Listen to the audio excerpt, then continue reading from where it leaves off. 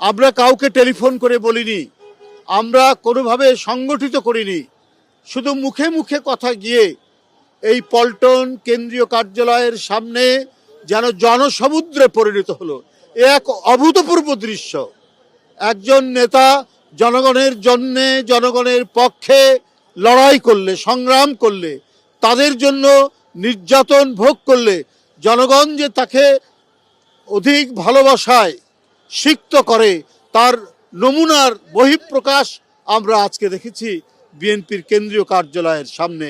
স্বতঃস্ফূর্ত মানুষের আগমন এবং তাকে এই বিরাট সামুদ্রিক ঢল, জনসমুদ্রের ঢল দিয়ে তাকে যে বরণ করা, অভ্যর্থনা জানানো, এটা আমি মনে করি যে ইতিহাসে একটি নজিরবিহীন ঘটনা আজকে যা এখানে সংঘটিত হয়েছে এবং আমরা এটি দেখলাম।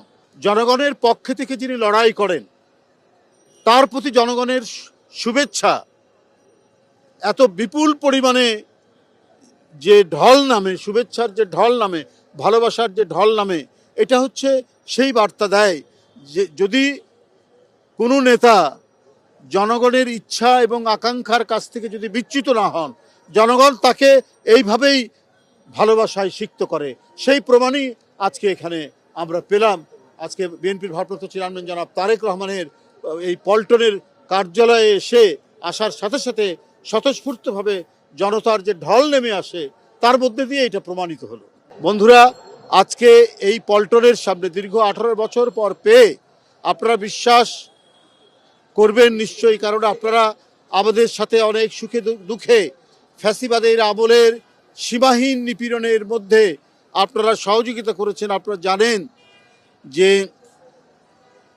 আমাদের দলের নেতাকর্মীরা কি পরিমাণ তারা স্বৈরাচারী সরকারের উৎপীড়নের শিকার হয়েছে, নির্যাতনের শিকার হয়েছে। তারা আজকে প্রাণের উচ্ছ্বাস দিয়ে, প্রাণের অভিনন্দন ঢেলে দিয়ে এখানে এসে উপস্থিত হয়েছেন। আমাদের অফিসের যারা স্টাফ, সকলের সাথে তিনি মত বিনিময় করেন, তাদের সাথে কথা বলেন, কুশলাদি বিনিময় করেন।